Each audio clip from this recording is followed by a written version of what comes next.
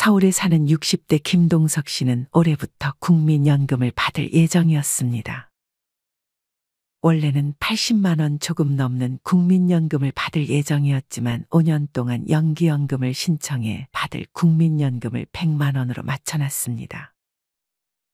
김 씨는 서울의 공시가 9억 5천만 원의 아파트가 가진 재산의 전부였고 이 집은 팔 생각이 전혀 없었습니다.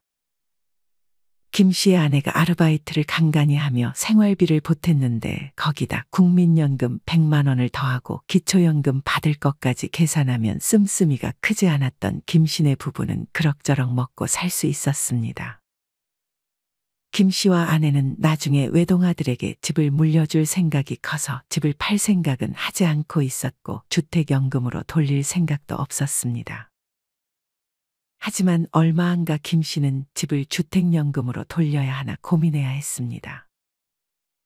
이유는 다름 아닌 건강보험료 때문이었습니다. 국민연금을 많이 받는 게 아니었고 다른 이자나 배당소득, 임대소득도 없었던 김 씨는 당연히 건강보험료를 내지 않아도 될 것이라 생각했습니다. 분명 소득이 2천만 원 이하면 건강보험료를 안 내도 된다고 들었는데 왜 피부양자 자격에서 박탈된 거지? 김 씨는 혼잣말로 중얼거렸습니다. 김 씨는 피부양자 자격에서 박탈되었고 이내 건강보험료 고지서를 받아야 했습니다. 김 씨는 알아본다고 알아봤지만 사실 그렇게 깊게는 알지 못했습니다. 김 씨가 받는 국민연금은 연으로 환산하면 100만 원 곱하기 12개월, 즉 1,200만 원이었습니다. 이것만 놓고 본다면 연소득 2천만 원 이하로 김 씨는 피부양자 자격을 유지할 수 있었습니다. 직장가입자인 아들의 피부양자로 들어가면 건보료도 내지 않고 아들의 건보료도 오르지 않아서 김 씨는 무조건 피부양자 자격을 유지하고 싶었습니다. 하지만 김 씨가 몰랐던 게 하나 있었습니다. 문제는 김 씨가 소유한 아파트였습니다. 김 씨가 가진 아파트가 과세표준 5억 4천만 원 이하라면 김 씨가 생각한 대로 연소득이 2천만 원 이하이기 때문에 피부양자 자격을 유지할 수 있지만 만약 김 씨가 소유한 아파트의 과세표준이 5억 4천만 원 이상이라면 연소득이 1,000만 원만 넘어도 피부양자에서 탈락되는 것이었습니다. 과세표준 계산은 다음과 같이 할 수 있습니다. 아파트의 경우 과세표준은 공시가격의 60%로 계산합니다. 즉 김 씨가 소유한 아파트 공시지가 9억 5천만 원에서 0.6을 곱해주면 과세표준이 5억 7천만 원이 됩니다. 이는 5억 4천만 원보다 높기 때문에 김 씨는 국민연금을 연간 1,000만 원을 넘기면 즉시 건강보험료 피부양자 자격에서 박탈됩니다. 김 씨가 받는 연간 연금액이 1,200만 원이었기 때문에 김 씨는 더 이상 피부양자 자격을 유지할 수 없었습니다. 김 씨는 그뿐만 아니라 기초연금에서도 탈락했습니다. 기초연금은 부부가구 2025년 기준 월에 364만 8천 원을 넘기면 즉시 탈락하게 됩니다. 여기서도 마찬가지로 김 씨가 소유한 아파트가 소득인정액으로 적용되고 국민연금도 마찬가지로 적용됩니다. 아파트를 소득인정액으로 구하려면 다음과 같이 계산해야 합니다. 김 씨가 소유한 아파트 공시지가 9억 5천만 원에서 먼저 대도시 기준 공제 금액인 1억 3,500만 원을 빼줍니다. 거기다가 소득환산율 4%를 곱해주고 12개월로 나눠줍니다. 그럼 271만 6천 원 정도가 나옵니다. 여기서 국민연금 100만 원을 그대로 더해줍니다. 참고로 국민연금은 기본공제가 하나도 들어가지 않습니다. 그럼 371만 6천 원이 나옵니다. 이는 부부가구 기준 월 364만 8천 원을 넘기기 때문에 김 씨는 기초연금에서조차 탈락했습니다.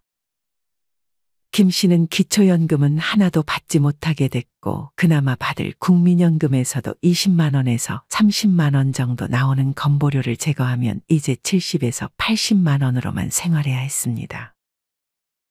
거기다 아내가 일을 그만두면 둘이서 이 돈을 가지고 생활하기란 거의 불가능에 가까웠습니다.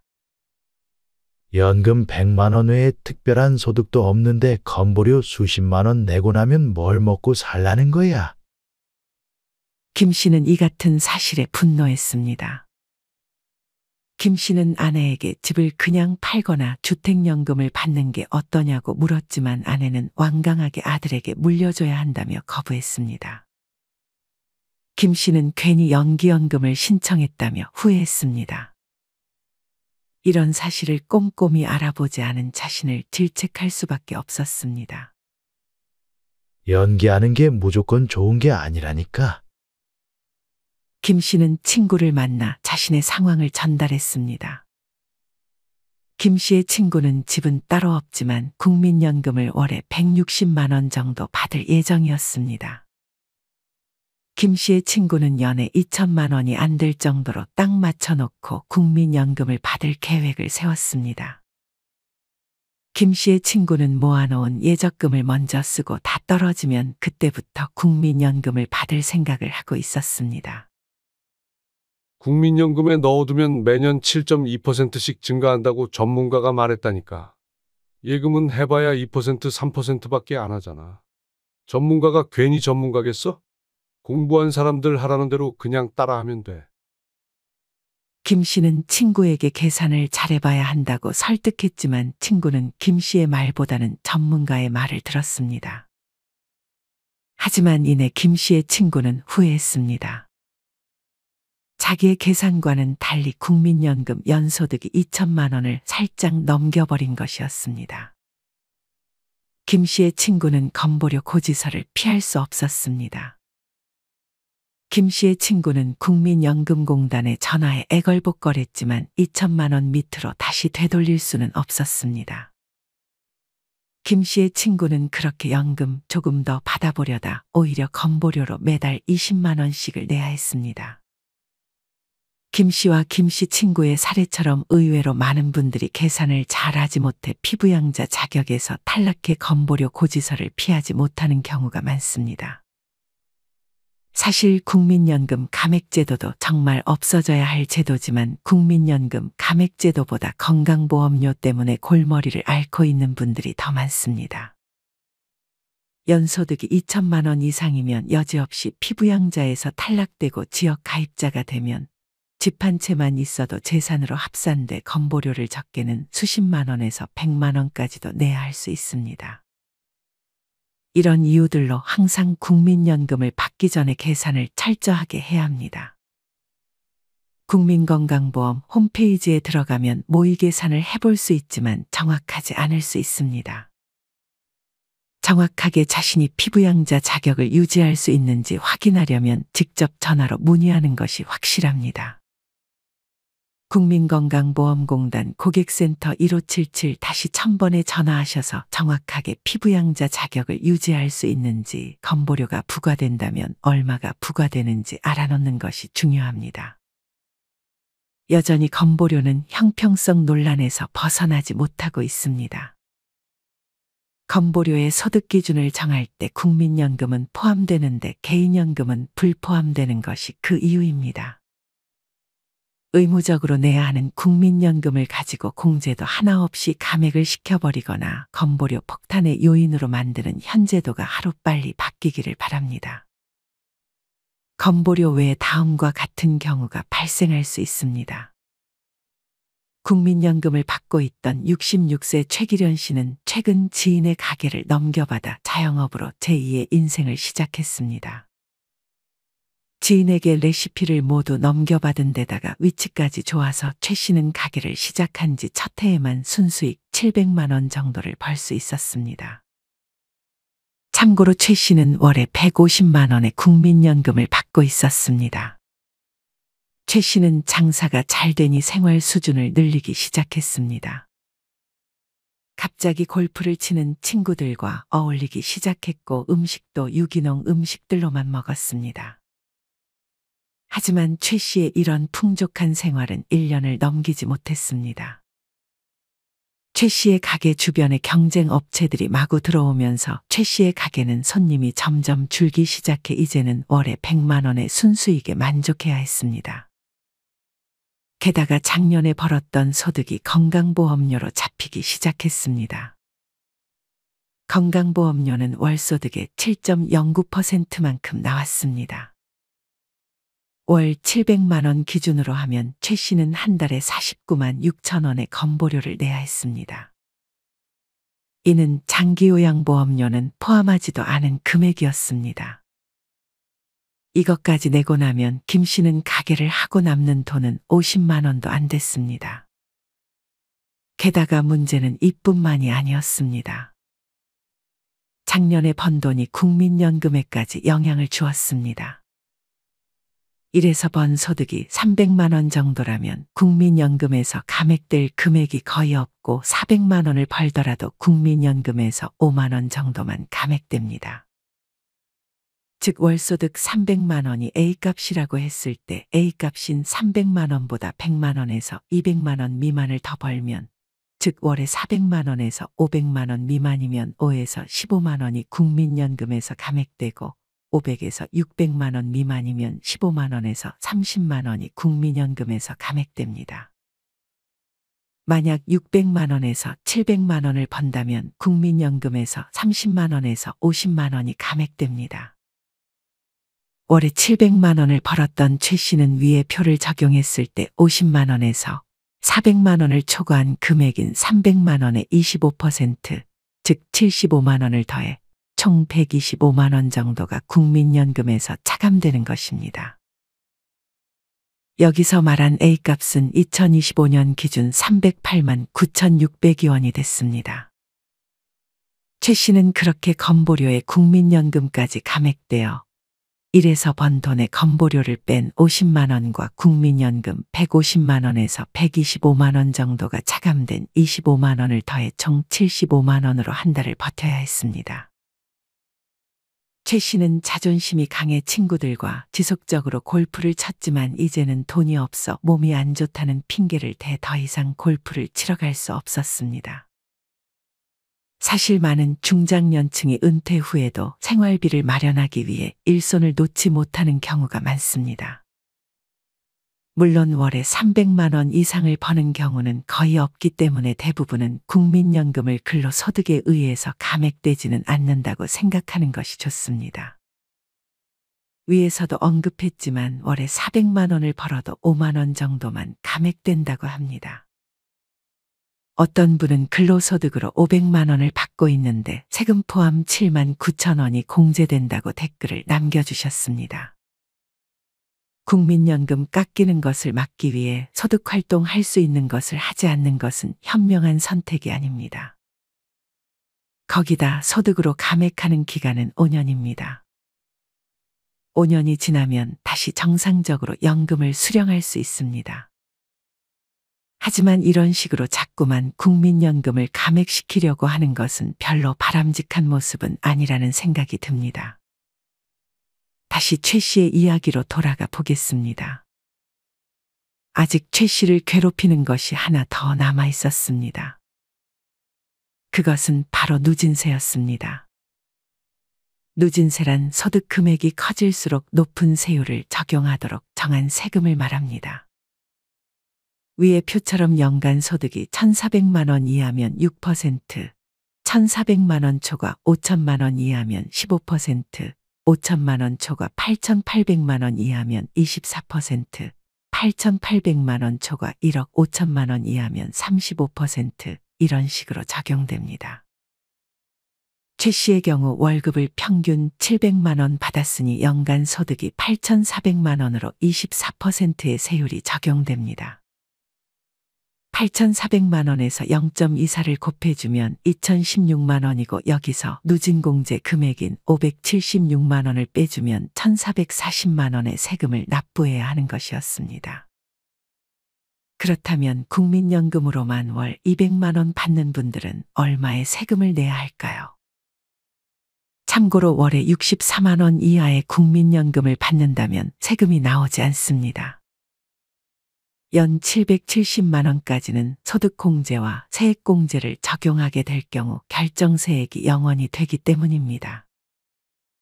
65세 한길석 씨는 2002년부터 국민연금을 납부해 월 200만 원의 국민연금을 받고 있었습니다. 한 씨는 국민연금 외에 다른 소득은 없었습니다. 한 씨의 경우 연간 연금소득이 200 곱하기 12개월, 즉 2,400만 원이 됩니다. 여기서 위의 표를 참고해서 계산해 보겠습니다.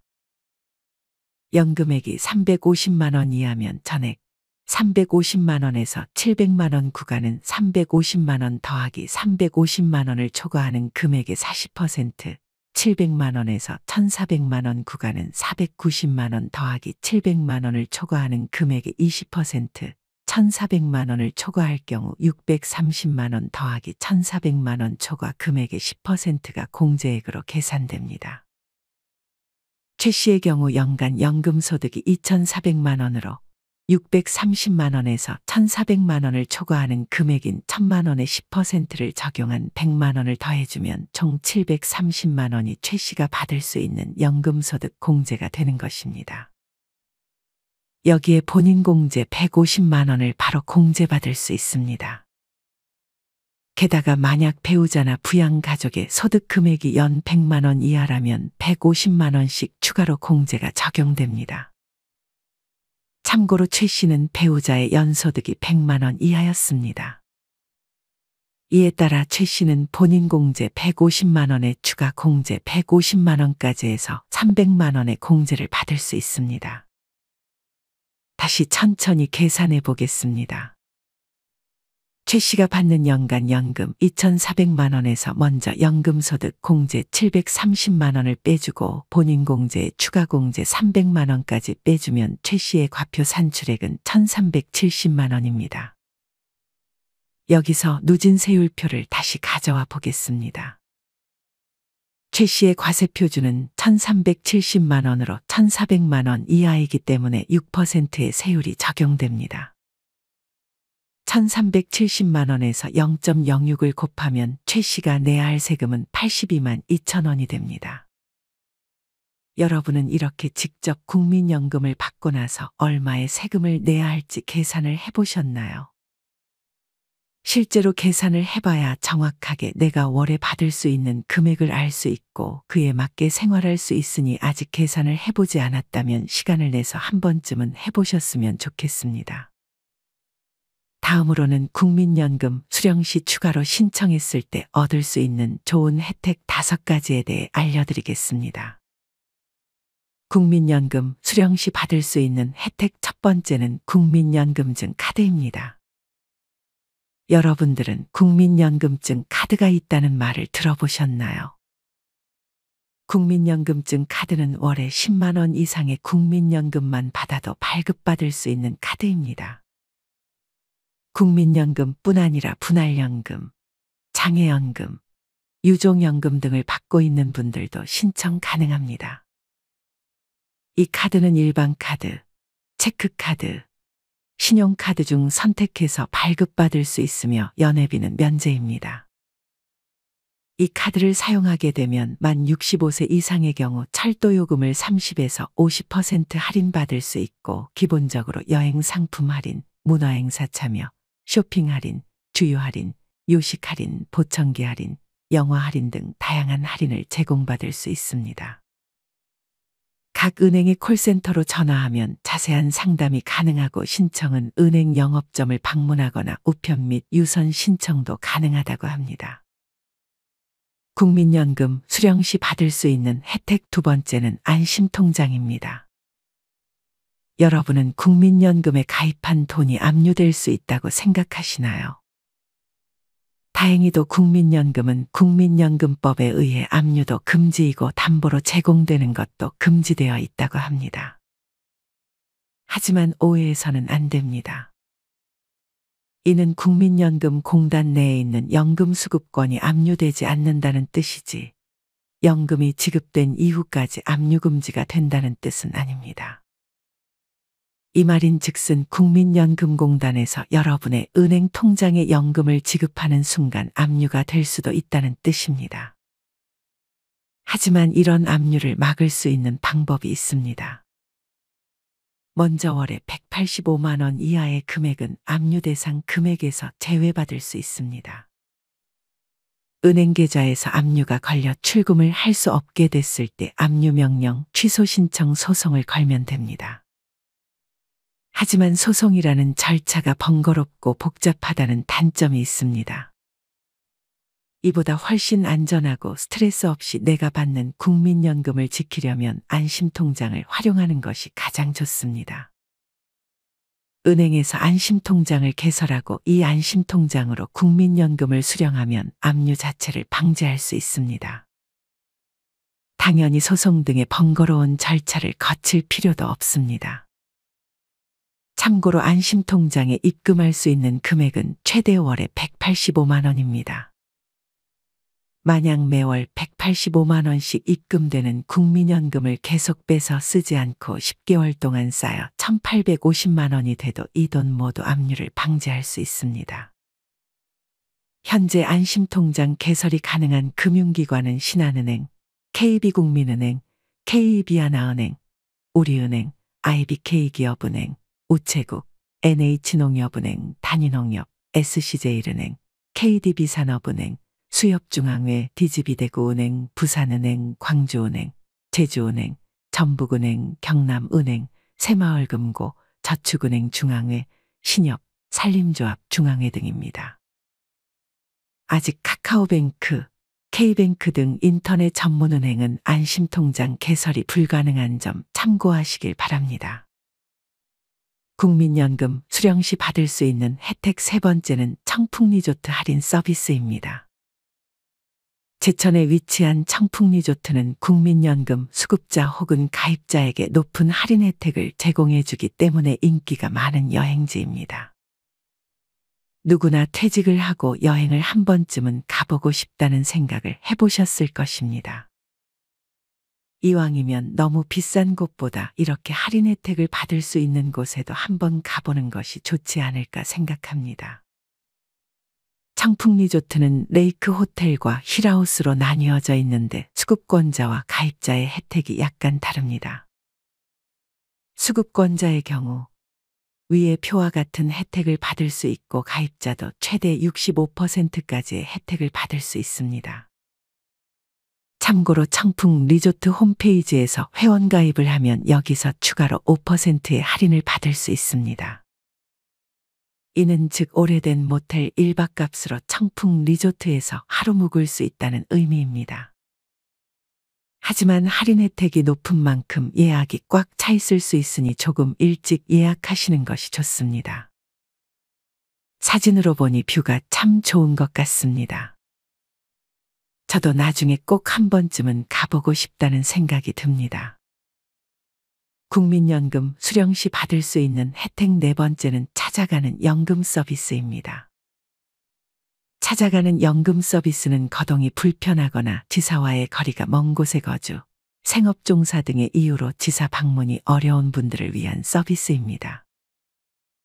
즉 내 집으로 직원이 직접 찾아와 연금 상담 및 복지시설 정보를 제공해 주거나 국민연금 관련 서류 구비를 위해 행정기관이나 병원 등에 함께 가주는 서비스입니다.